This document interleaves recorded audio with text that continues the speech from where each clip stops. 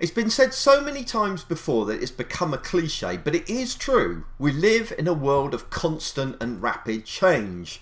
And this isn't something new. We've been bombarded with rapid innovation and change since the dawn of the Industrial Revolution. In fact, companies are so aware of the changes in the world around us that they've put change management processes in place for dealing with them. Unfortunately, it would appear that although these processes have served well in the past, they have not adapted to the changes brought about by the emergence of the web and mobile and other digital factors. The problem is that the very nature of change is changing.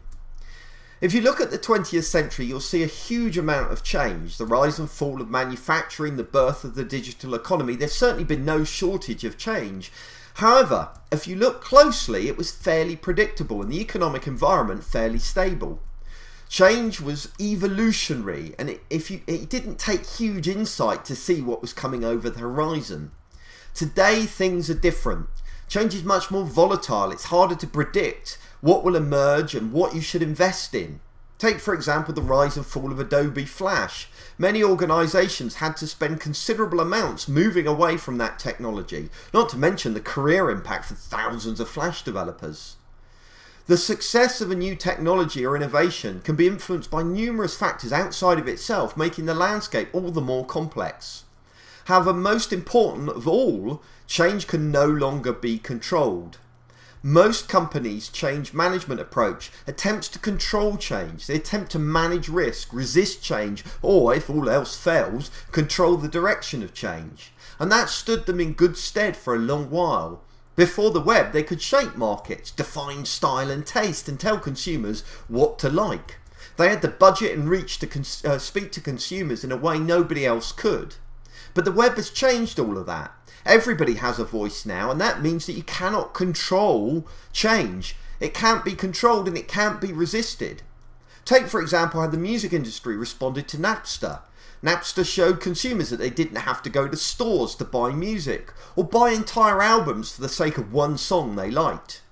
Of course, the music industry resisted this change. It threatened their business model, and so they went after and eventually closed down Napster. The problem was that consumers had seen an alternative, and while they may close down Napster, they hadn't stopped the tide of change. Because they had failed to adapt, ultimately Apple could step in and launch iTunes. The result was that retail giants like HMV and Tower Records went into receivership. Change can no longer be managed, resisted or controlled, but it can be ridden. When it comes to rapid and often unpredictable change in the digital arena, a new approach to change management is required. Instead of managing change, we need to start riding it. As web professionals, we need to help our organisations stop trying to control their environment and help them establish a culture that can quickly adapt to it. Modern change leadership needs to be constantly on the lookout for change and ready to adapt quickly when it comes. It needs to be willing to take risks, accept that mistakes are going to be made, and be quick to recover when they are. Modern change leadership needs to embrace the chaos, iterate its way through it, and experiment as it goes. To achieve this, we need a certain type of leader. Companies no longer need change management processes, they need change leaders, people confident with the new, happy to operate in an environment of uncertainty and chaos. And web professionals are ideally suited to this role.